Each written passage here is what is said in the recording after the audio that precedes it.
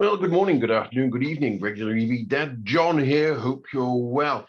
Quick update on my battery situation. And before I begin to drive with the full confidence that I have got 100% of my battery available to me at any point in time, that I can drive 253 miles at 70 miles an hour plus 10% or thereabouts, and the air conditioning is set to stun, and I don't worry about it.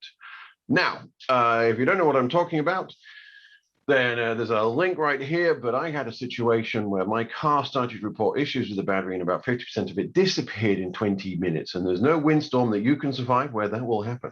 Now, a couple of weeks ago, more than a couple of weeks ago now, my car, Volkswagen's leadership team got involved, and I was very grateful for that.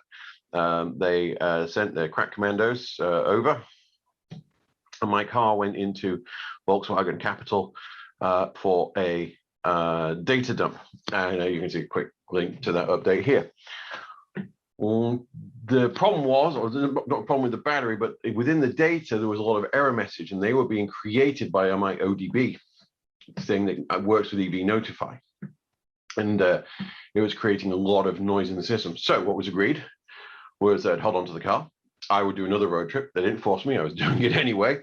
I drove up to northern Washington to a place called Squim and back, and you'll see a video of that shortly with Copilot London. And then as soon as I was done with that trip, I would bring the car back in. Crucially, I would not plug my ODB tool in or use EV Notify. I would travel like a civilian and use the GOM. I'm going to be honest with you.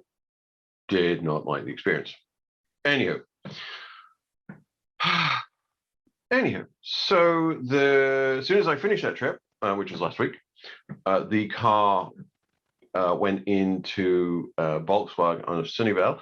Was working with their head of service guy called Steve. Hi, Steve. Just want to say, fantastic experience. What a fantastic team. And his engineer, Rob, who did the work. All he did was plug it in, but he took the extra time to go through the log files with me, explain what they saw, what they didn't see. What VW did is they went to complete dump everything through the transfer gateway that has got all the charging information in it as well.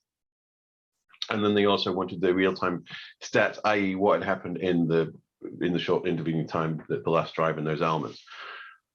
So they now have a clean data set, and with that, they can then overlay that and use that to reduce the noise from all the other data. And by the way, we do this in security all the time.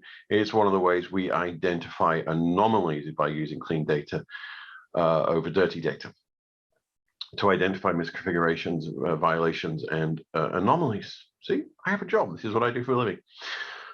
So that happened, and now the data is with Volkswagen. They're analyzing it, and hopefully at some point there'll be a final update to this, and we can tell you what happened. Other than that, if you haven't, please like and subscribe. It helps the channel immensely, and it's free. I mean, what more? It's free. No one has to pay, and you'll get all this great content, all the road trip information, and more to come. Hit the notification bell, and you have yourselves a great day.